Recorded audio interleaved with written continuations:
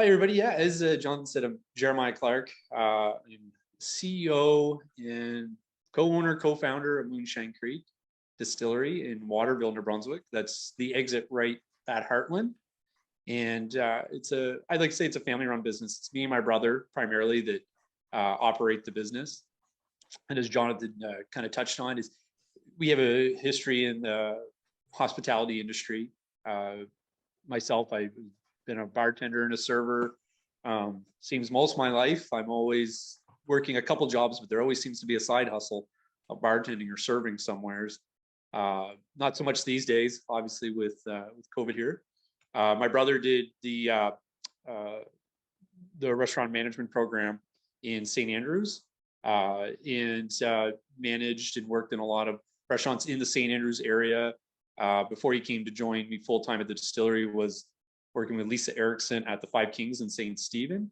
Bringing that knowledge that we had of the industry over to Moonshine Creek was a good fit. It gave us the experience we needed to kind of launch a business of this nature, which we do believe kind of falls somewhere in between, manufacturing, but food and beverage, experiential tourism. Like we built the business to be a tourism experience.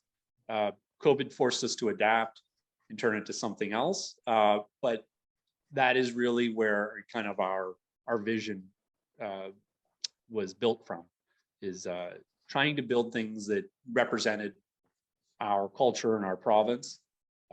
So that's why you do see a lot of projects where we want to tell a story, we want to collaborate at the same time.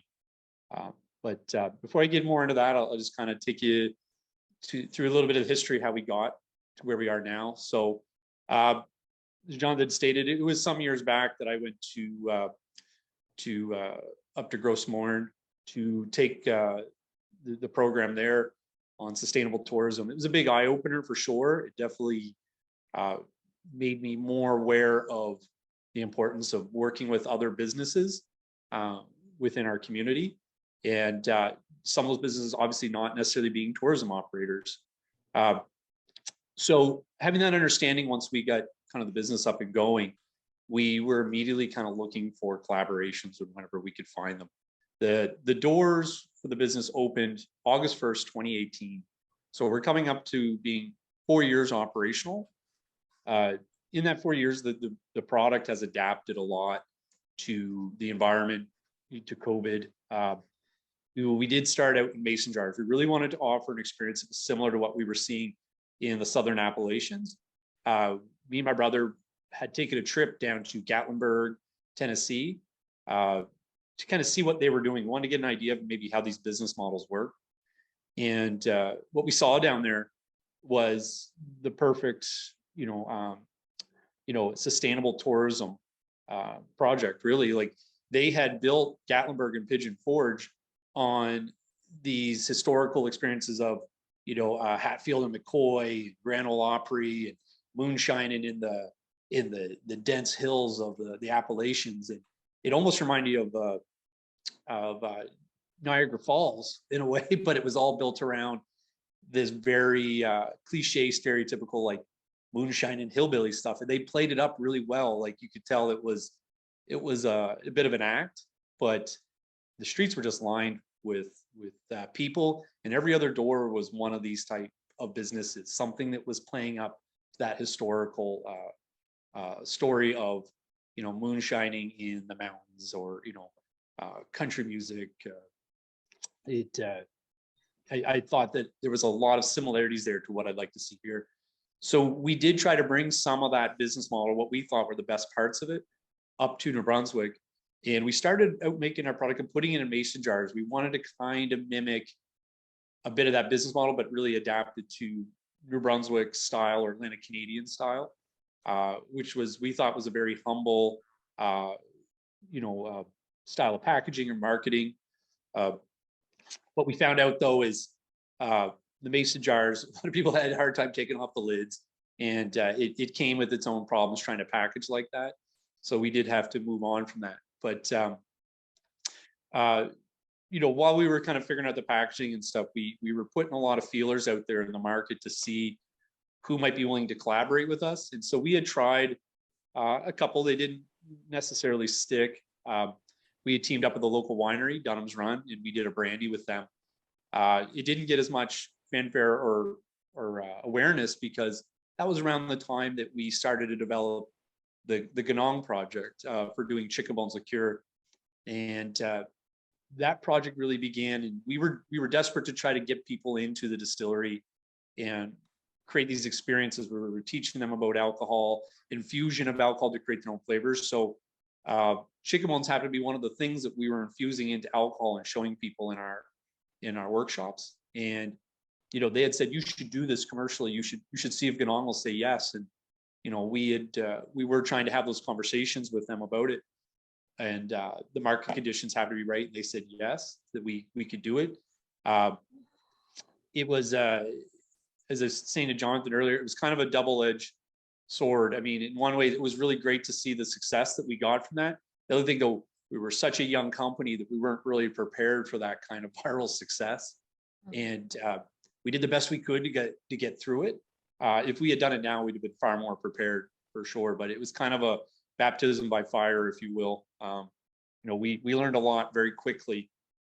We learned how to negotiate with other businesses and how to, try to approach them to create these licensing agreements. Because when we do these collaborations, that's essentially how we do it. Is we offer to purchase the image of the company from them and then put it on our bottle, and then they get paid a royalty or a lump sum. Like we negotiate that. So that kind of was our first experience on a successful negotiation, and it really paved the way for us to do more because of the awareness that brought to our company. It turns out we weren't the, Ganongs and us, we weren't the only companies who were open to these kind of partnerships. So we actually started receiving calls from other New Brunswick companies who were telling us they were interested in doing a project like that with us. So we've had a couple of them come to fruition. So one of them being the Crosby's project that we put out. That all kind of came from that initial chicken bone success. It opened the door and kind of made that our MO, if you will, that other companies saw us as the guys who want to do these projects and will try to market something the best we can. And they agreed with our vision is that even if the project, let's say it was a break-even project, the amount of awareness that it creates around New Brunswick companies, history, culture, is a success in itself. That it creates some excitement on a local level, and that excitement spills out of the province to our surrounding provinces or people that are just maybe following our story on social media, and it raises the awareness of what's going on in New Brunswick, what we have here. And we say it all the time that it's a have-not province or a drive-through province. And I think that's just not true. It's just that I think maybe we're just too modest to promote ourselves properly, or maybe we just haven't figured out how to do it. I know a lot of us want to, but I think it just has to start with simple ideas like what we're doing that kind of helps draw some awareness to what's going on in the province, the industry that's here, and the people. It's maybe our small way of doing it, but I do see a lot more of it happening now. I'm not going to say that we started a trend and stuff, but I see even like our neighbors at Covered Bridge Chips doing more collaborations and stuff. So if we had any role in that, it's a success beyond a monetary means that, it's about kind of bettering everybody in the community stuff. So we try to keep that in mind when we do projects, is that it has to have some, tourism value, some cultural value. We got to connect the dots in the story. And that's part of why we do those videos. You'll see is, we need to tell that story properly. And I just don't have enough room on the back of the label to tell that story, and tell it properly. So we always invest in the videos when we can. It also is part of our commitment. We try to invest in the arts community as much as we can. We do feel that builds our culture here. We see a lot of that when it comes to tourism. I know when I travel places, I'm always interested in their arts culture in that place. And, that hiring the local videographers, we use a few of them. and stuff. It gives them ability to promote what they do as an art. We try to hire artists to do labels now. So it's not just big businesses. Like we had a Moncton artist design a label for this rum, which initially was just a project to raise money for artists that are struggling during COVID, where they've lost a lot of their venues, or artists that, are just finding it difficult to afford their next project, or maybe they want to go to some kind of arts college or school.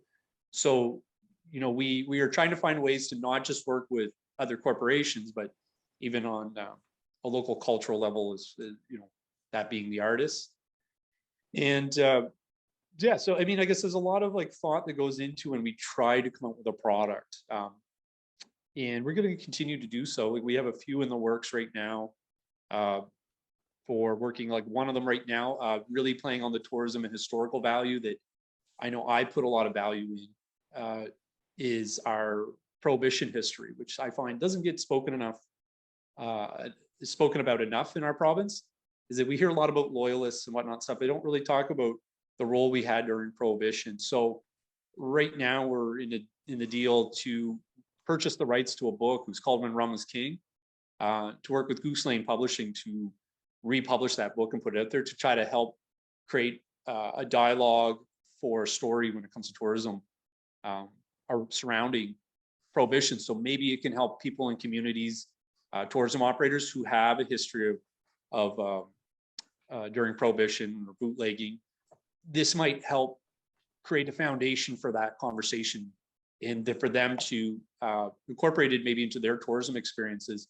So that'll be a big launch. We talked about doing it next year, but we might wait. We want to make sure that tourism is returning after COVID. We want to make sure it's strong, because we don't want to, leverage this opportunity in the province and then have it fall short simply because there's still restrictions or mandates in the way that prevent people from traveling. So we'll strategically time that and try to work with communities that have that story, especially the French communities. We've been looking for a while for a way to try to bridge that divide of French and English in the communities. And we feel like this book would be a good way for actually getting it translated into French, because most of these stories are from the French community, and we felt they should be told from that, from the Acadian perspective.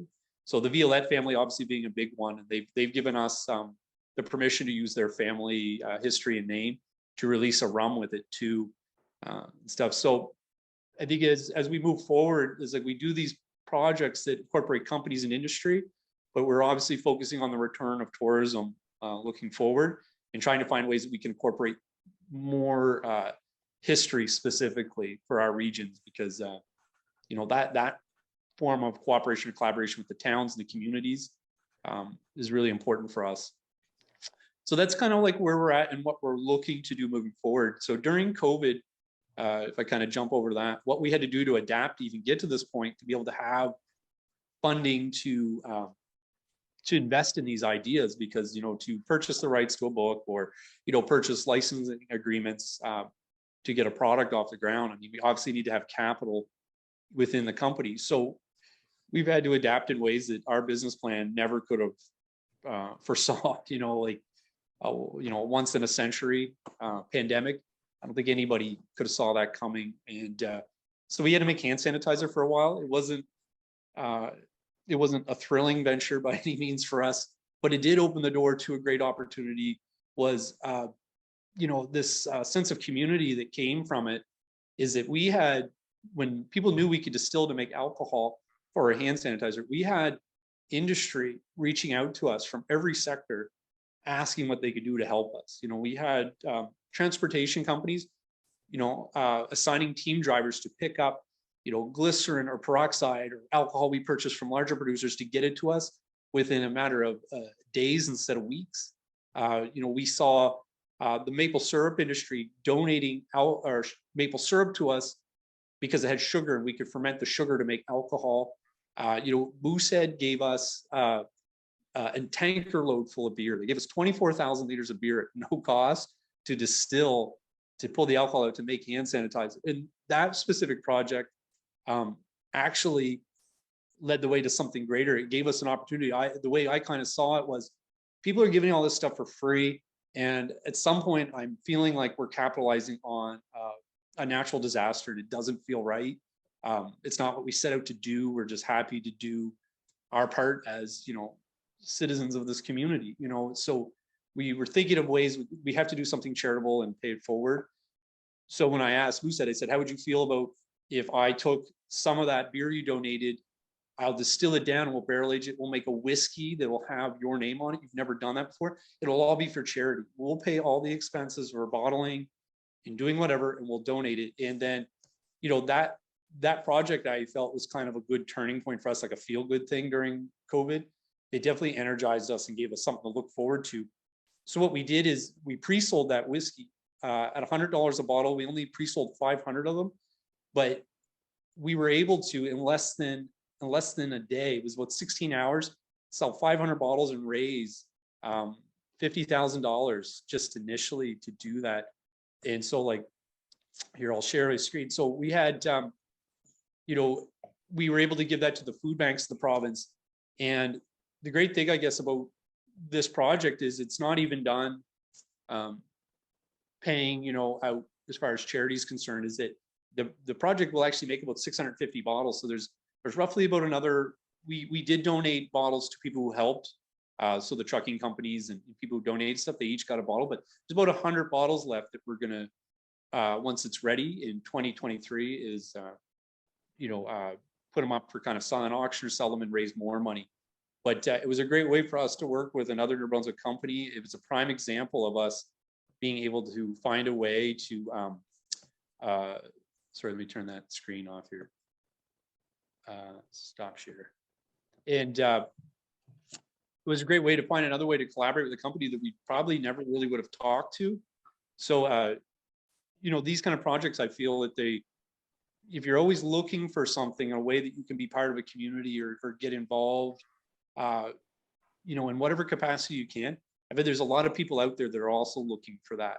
And, you know, it always surprises me that, you know, you get a lot of people have a feeling that these companies are so big that they might be heartless and stuff. But it always surprises me. I find that they're often very willing to work with small companies and help foster that growth of a smaller company. And, you know, it never hurts to ask. So like that just being one example of it is that them reaching out to us to doing that and then allowing us to make a whiskey with their name on it was huge. And even though we said, like, we don't want the money for it, we just want a fun way to raise money and to give it back, because we could have just donated the cost of making the project, but we knew if we invested in a project like that, we could raise more money.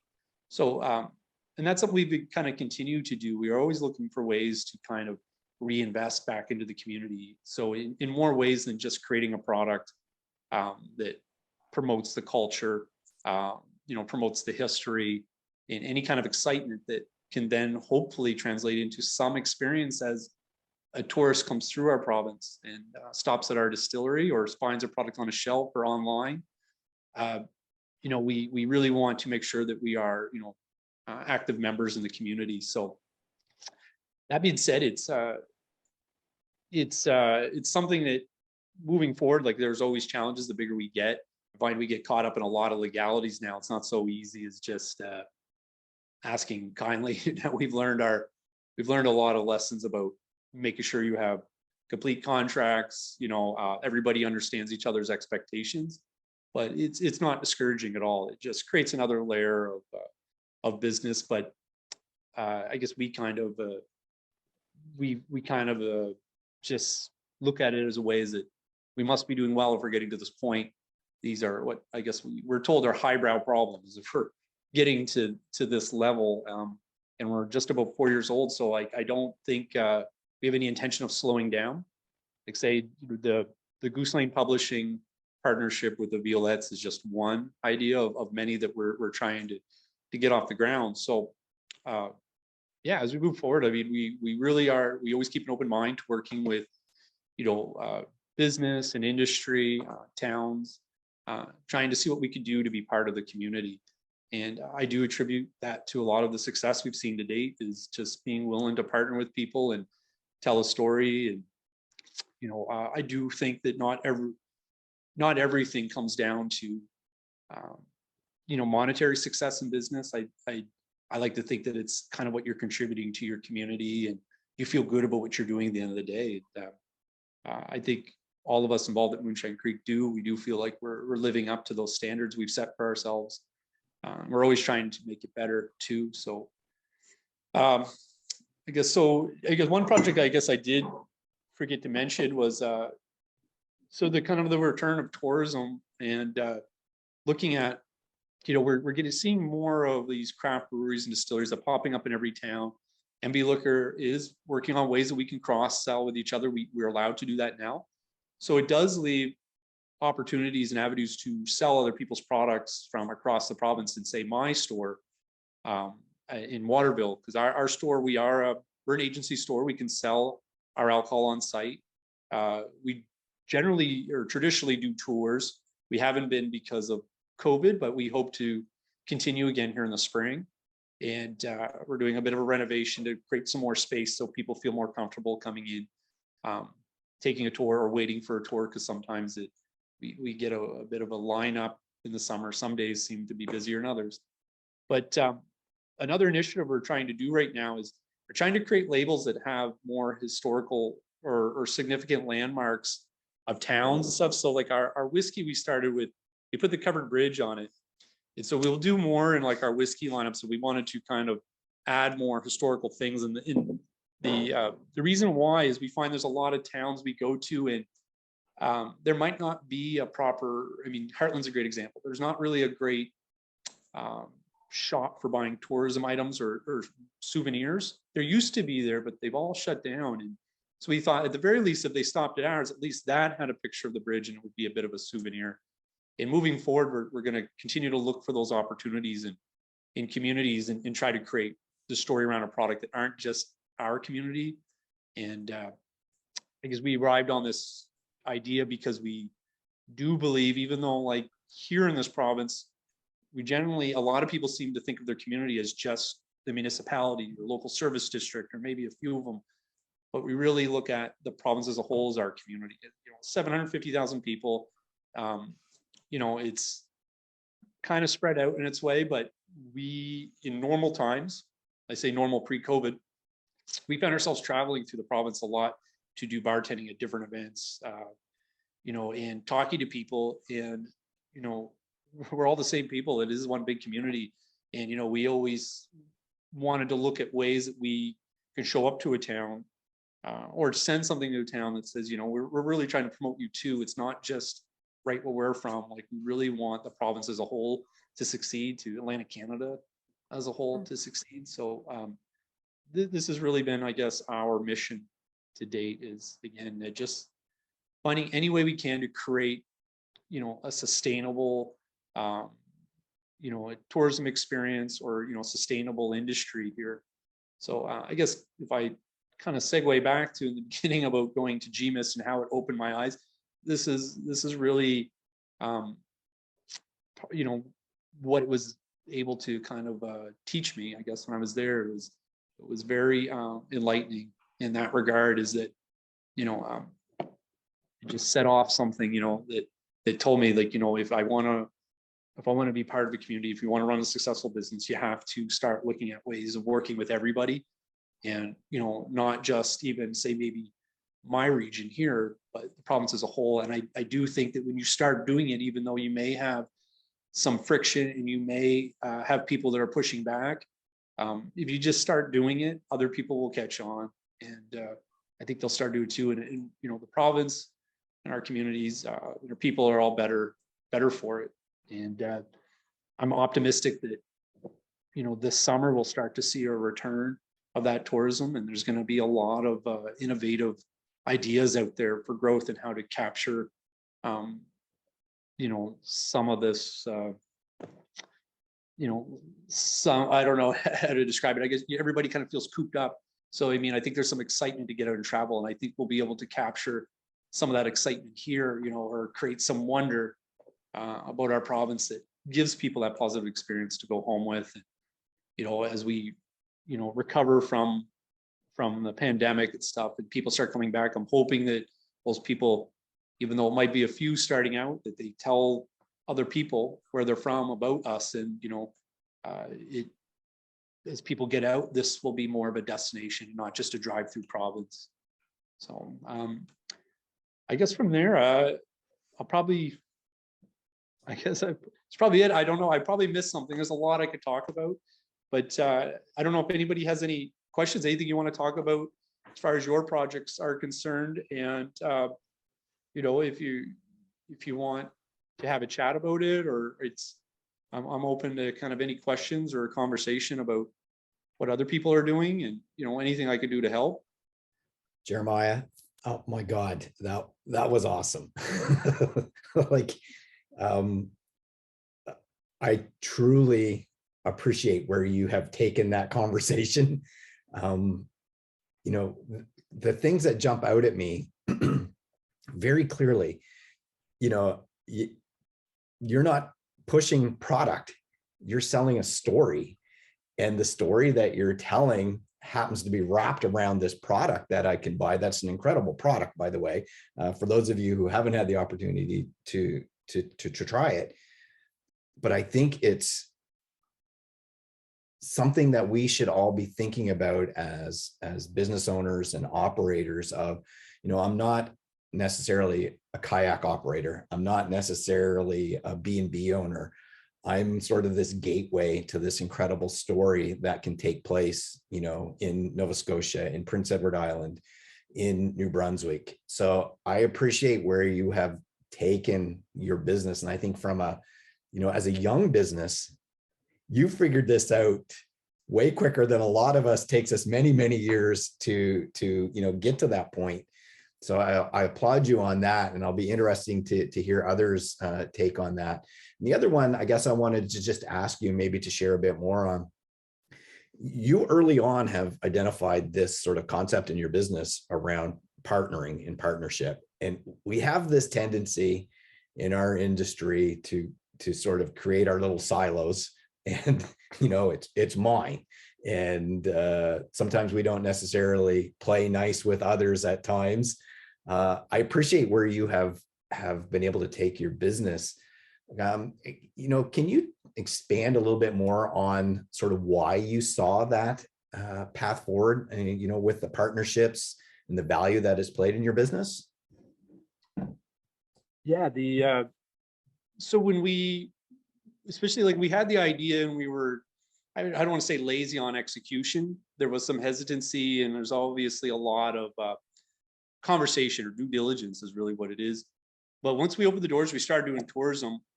It didn't take long to figure out that the people coming in, a lot of them from Quebec and Ontario, were very interested in learning what a New Brunswicker was, or what our history was. I mean, they listened to us talk, and sometimes even though I lived in Ontario for a while, even there I recognized it.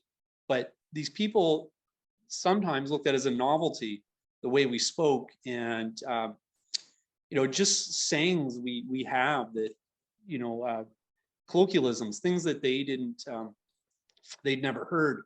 So this was really, you know, kind of a catalyst or a moment for me when I really started to pin that down. It was like, you know, there's a lot of things here that when I lived in other places that they were unaware of. You know, I'll use chicken bones as the example.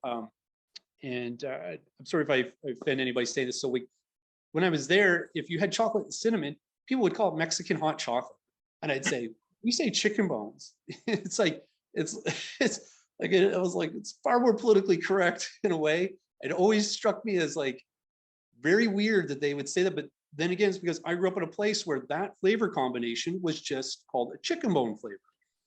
And that was one example that told me, it was like, you know, there's so much culture here, and, you know, just in colloquialisms or treats that these people are unaware of. And it's like, I feel that if I create products that are built on these, then when these people coming from out of province see them, they're going to, you know, ask questions. They're going to have some, you know, some excitement or an interesting conversation about our province when they go home and say, oh, did you know they wouldn't call that, you know, such and such a hot chocolate. They're going to call that a chicken bone flavored hot chocolate.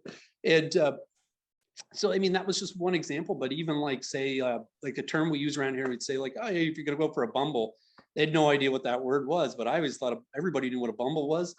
And we actually, that became one of our sayings for a while. It's still on some of our bottles. We say, don't drink and bumble, to kind of help create the dialogue of the story. Is like, don't drink and drive. Because for us, a bumble is just going for an aimless drive. It does a lot of times involve drinking, and you shouldn't. But this was definitely, again, like an eye-opening moment. Was like, I think I see a way that we can incorporate our culture into products. In the funny thing about it is, I didn't know how well it would resonate with locals, but I knew that it would tell a story for people outside of our region or province. But the locals, it resonated with them, the story. It was something they became proud of. Chicken bones, especially, as we saw, it went viral. Anyone from Atlantic Canada felt an immediate sense of identity in that treat, and it definitely helped that Ganong was willing to sell us the use of their logo for the initial release. And like I said before, in some ways we weren't prepared for how successful it would be. But we had national coverage. Like, I was doing interviews outside of this province with like radio stations in Toronto. We were in papers in the West Coast. It definitely was proof of concept that, taking this approach to, create a product that tells a story about our culture, our products, our industry, was the right way to go. Like, that was our first sign of success. I can't say we've had anything as successful yet, but I never could have saw that happening. And I'm hoping, we can be that kind of company that others kind of look to and say, like, what are they doing? And, if they're telling a story, hope they're setting a foundation for us to tell a story. I really hope that this When Rum Was King, this republishing and re-release, I'm hoping that it helps towns who have a tourism story to tell. It helps them in some industry. I'm hoping we can build a new dialogue. But that was really kind of the moment when I realized that is the approach to take, is creating a story behind each product and making sure that story is a nice package that somebody can take with them wherever and create dialogue if they're at a social event, or maybe if they just feel some identity in it, something they can look at and have nostalgic feelings or reminisce about, their own personal history or connection to that product. So it's really, it's really invoking people's emotions in the product, a sense of identity. Awesome, thanks. Questions from anyone? Unmic yourself and fire away. I'd like to speak up if that's okay. Go for it, Giselle. Okay, so I live in Bévert, which is a tiny little village in southern New Brunswick, and I really want to say that I relate to and I really appreciate the work that you've done in creating community and connecting other businesses and telling your story. It's worked really well for me. The building that my bistro, my business is in, is 180 years old. It's a post and beam construction from the 1830s. It was a church, then it was a general store for 100 years. And it's worked really well for me in sharing that story. People come because there's history. This was an old Acadian village. So not just for the tourists who have kind of, from outside of our region, and the Americans and the Europeans, we're not seeing them anymore since the pandemic, but even just locally, people from Nova Scotia, PEI, and Northern New Brunswick who are traveling locally because that's what they can do, appreciate those stories. So I relate to what you're doing. I think it's fantastic. And I've made it a point to feature local products. So your product is something new to me, so I'm looking forward to checking it out. Great, yeah. And continuing to share that, your story along with my stories. I'm in a rural setting, and one of my biggest challenges is staffing my bistro. It's a very popular place, especially in the summertime. And I wonder how many employees you have. I know you're in a small town as well. Do you have a struggle finding employees, and what's your strategy? Yeah, there is 4 of us currently that work there full time. So myself, my brother, we have a gentleman. He works remotely out of Fredericton, but he has his own company, so he's like contracted to be our financial guy, our CFO, and then we have another kind of general labor assistant. But we do have a hard time finding employees as well. We do use as many programs we can, especially for our summer students. Get that subsidy for it, and sometimes it's proved to be a really good program for us because we otherwise may not have tried that employee out, and they ended up staying with us beyond that program. So Canada youth at work and seeds and those sorts of programs. Yeah, we use them to kind of try it out. I find with, because we know that like our biggest expense in business is generally labor, hiring people. And it does help kind of shoulder that cost a little bit. I definitely recommend using those programs when you can. But I definitely feel your pain on it. It is tough to find good quality employees, someone who actually cares about your business the same way you do. Yeah. And that's always a challenge. And it's tough because, especially in a rural community, to insource people, to bring them into your community is a challenge too, because we just can't pay those kind of wages. It is tough. I think my advice, if you get someone you really like, try to keep them, don't let them go, because we've got that fellow that works for us out of Fredericton. I don't know what we do without him now. So, and I think he knows that he cares about our business as much as we do. And, he's kind of come part of the family, if you will. And I know it's a real struggle, but trying those programs out, you get people right out of school, like the trade schools, like you may be able to find someone out of the St. Andrews programs. Exactly. It's some hotel and restaurant management, and great entry level position for them. And maybe, they stay, but you could, right now, I think the Canada Summer Jobs Program, you could apply for it now, I believe, starting now or shortly. I don't know if it'll be 100% this year, but I'm sure it's going to be at least 50% of a minimum wage anyway. Yes, I've used those venues, and I've tried to connect with the culinary institutes. So that's another venue. Yeah, I was curious if you felt the same challenge. So I think it's common. But and thank you very much for considering getting the book translated into French. I'm Acadian, and I think that it's a really lovely thing, and I really appreciate your inclusion. Thanks. Yeah, it was really important. I mean, it's fair. I couldn't believe how much it costs for a translation, but the bulk of the project is actually to pay for translation. But even when we spoke to Michel Violette in Grand Falls, he had even stated, these stories are Acadian stories, are French stories, but they're all in English. He thinks they would be told better in the French language, and we agree. And so the idea is too, once we have it, we know literacy is a hot topic in our province, but we want to make sure we're donating copies of these books to libraries and schools and stuff too. So hopefully again we can tell that story in whatever language someone prefers, and everybody's aware of it, and create a better dialogue. So hopefully once we get it, we can even get it to your bed and breakfast, or your Airbnb to to give something for somebody to read, and maybe have a conversation, something that's captivating, which I know you've already got lots of history there. I'm sure there's a lot of conversation. Oh no, there's never too much, and it's always kind of evolving, but same thing. I'm looking forward to coming up and seeing your distillery and meeting you in person. So that's really great. Thanks so much for the talk today. Anytime. Thank you. Other questions? I feel like there's a New Brunswick tourism series on rum runners that we should be promoting. But other questions?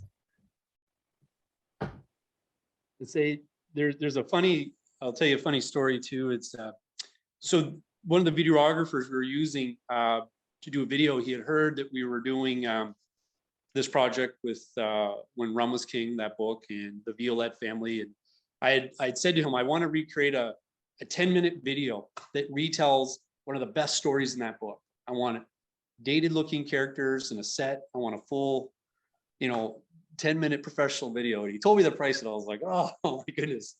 And the great thing about this videographer, he was on that show, Boardwalk Empire.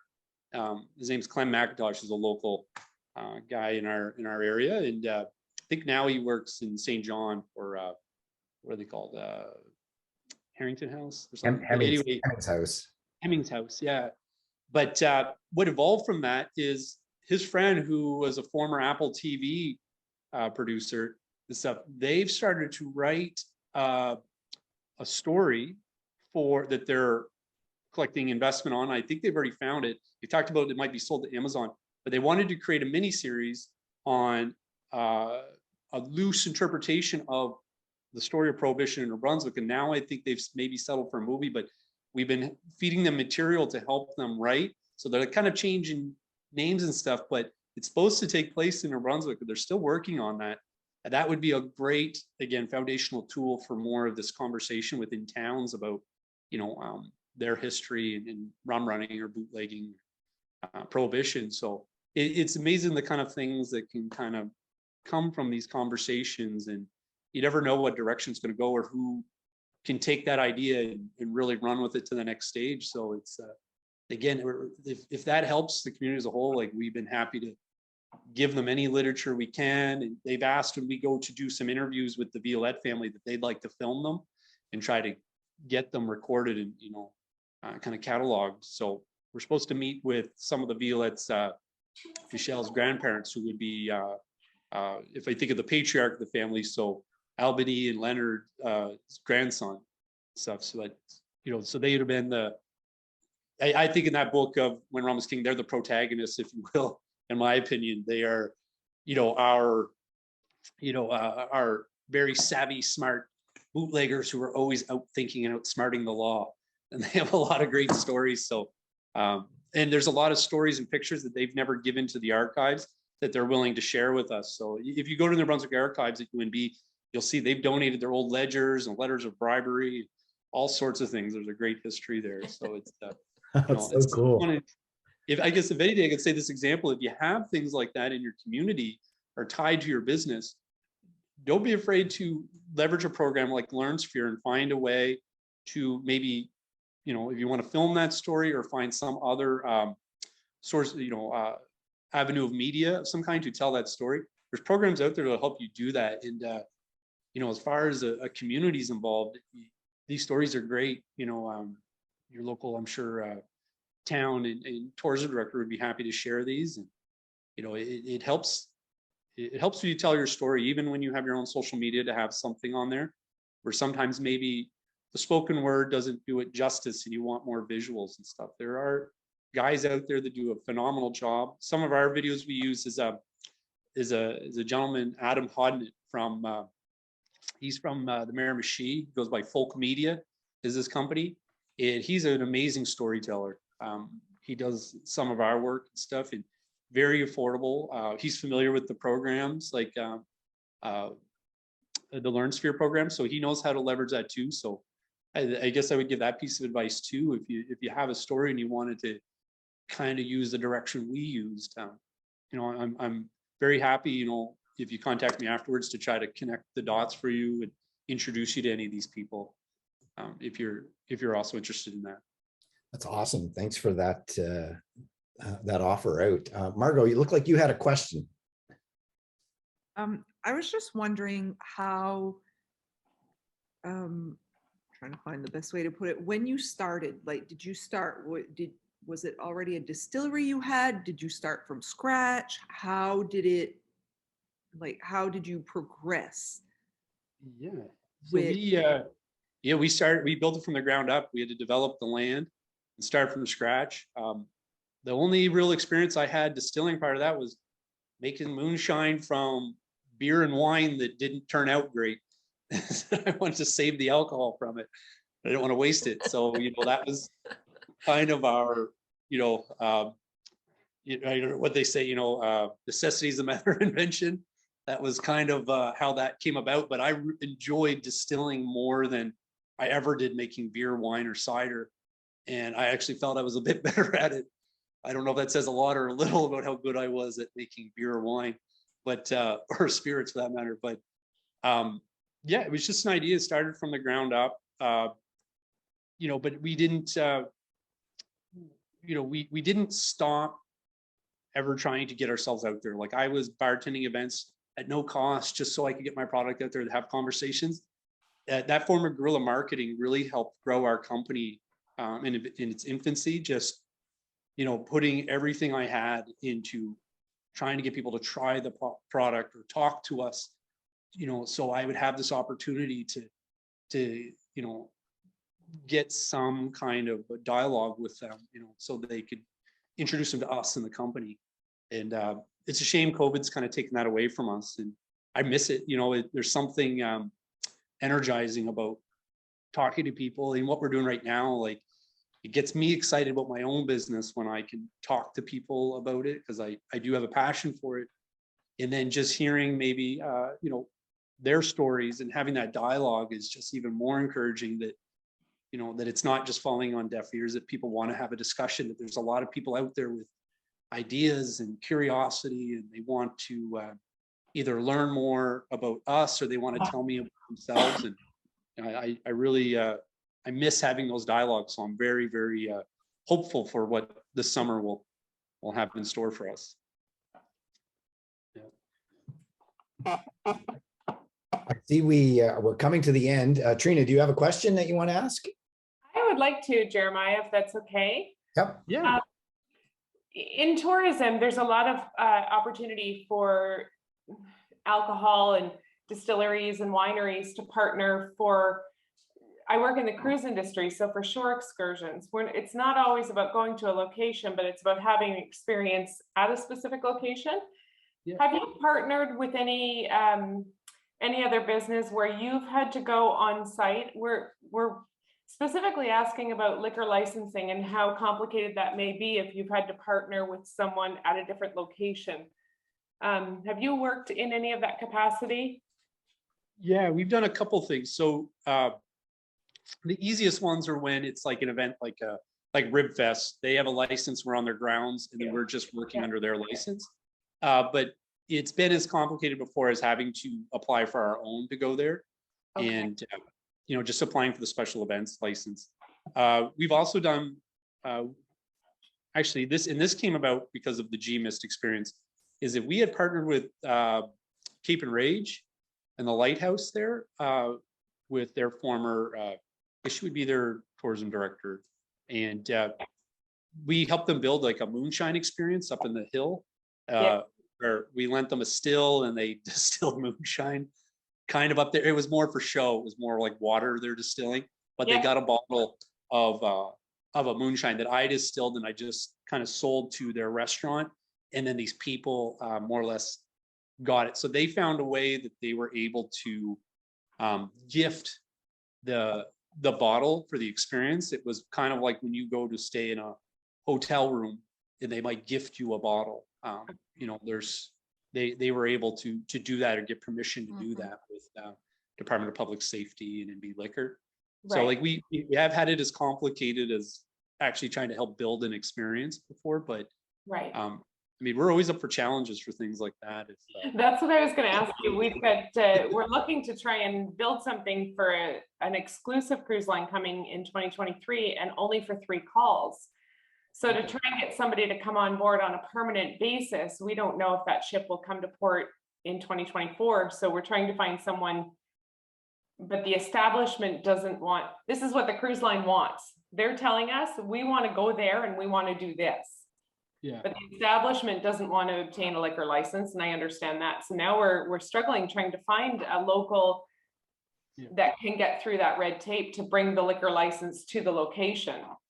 Yeah. So as long as we know the location, or the people who own the location are okay with it, all you have to do is kind of have like a roped off border, more or less. So when you apply for your license, you say we're within this perimeter, and you could just apply for it. They generally are okay. They want to know what you're going to buy in advance. Like alcohol. They want to know there's some alcohol sale associated with it. Yeah. They want an idea like how much you're going to buy or who you buy through. Now, for us, it's pretty easy because, and it took some arguing because they'd never seen this approach, but is that we say, we sell ourselves the alcohol, and they would say, you can't sell your alcohol by the ounce. And it's like, yeah, I can, like this is how it works, is that event is the liquor license. I'm also contracted to be the bartender. So I am selling it effectively by the ounce. Plus now, like we've won an argument, and a lot of people now are taking advantage of it, is I can have a bar in my establishment and sell my own alcohol by the ounce. Is that there was a miscommunication between MD Liquor and Department of Public Safety about, are you okay with it? Or I'm okay with it if you're okay with it type thing. Or there was a lot of that. So I guess us addressing it, we get to kind of cut through some of this red tape that was in the way. So I think now they're pretty open to anything. It's doable as long as, you know, they see the full plan and a proposal. They understand what you're doing. And I mean, even times we've had objections, I find most of our objections have come from, it's easier to say no than it is for them to look into it. And Yeah. then if you force them to look into it, you'll usually get a yes, because at that point, it becomes easier for them to say yes than to fight with you. It's like, Perfect. Okay. it's kind of the, you know, I don't know, it's the tale as old as time in dealing with government agencies sometimes. Yeah. Is it, Yeah. you know, it's, yeah, it's, I find it generally, it's just having a clear proposal in place that it makes it really hard for them to say no without a very good argument. Because I think it's doable, what you're saying. It's just finding all of the details to put in the Yeah. proposal or the license. I thank you for that information. I'm going to pass that along to the couple of folks that we've been working with here locally in Hampton, and just kind of present that to them and maybe push them a little. Yeah. I'll tell you too, it helps a lot for a lot of things. Yeah, if you have your municipality or your city or your town on board, is that they can more or less kind of act as the, I don't know if I call them co-signer, but to the license application, like I found that kind of helps push things through when it comes to Department of Public Safety and stuff, is knowing that they have a letter, you have like a letter or something saying that the town is on board with that. Okay. That always helps. Yeah. Perfect. It's interesting, all of these young industries, how they've challenged lots of the regulations and policies around alcohol sales, food service, where you can and can't do things. So it's always an interesting conversation to be had all over Atlantic Canada. We are at the end of our time. I can't believe we've chewed through an hour so quickly. Wow, Jeremiah, that was incredible. Thank you for taking time, I know, out of your busy schedule to share the story of Moonshine Creek Distillery. You know, I think there was lots of incredible things that we can all take away from this, and you know, one of them primarily being how proud you are of where you're from and how you want to share that story with visitors to the province of New Brunswick and to our region. So I commend you on that. I think it's an incredible luxury that the province of New Brunswick has, you know, a person like you to share that story, you know, on behalf of not just that region of the province, but of the whole province. So thank you for that.